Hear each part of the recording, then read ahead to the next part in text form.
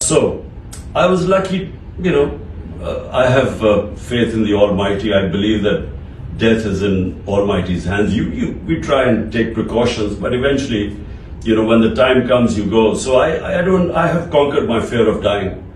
But the thing is, the government parties and the establishment, they do not want to see me in power.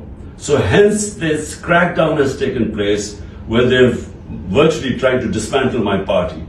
But the problem they are facing is that you can get rid of the leadership. You can even try and tell, the sort of pressures they are putting on our leaders to leave my party, or even our ticket holders to leave, not stand on our ticket. I mean, it's never happened in Pakistan before. Such naked fascism has never taken place in this country before.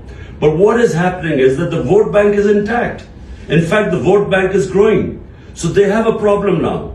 Even though they can get rid of, some of our senior leadership by pressuring them to leave the party, but the problem is the vote bank is increasing, if anything.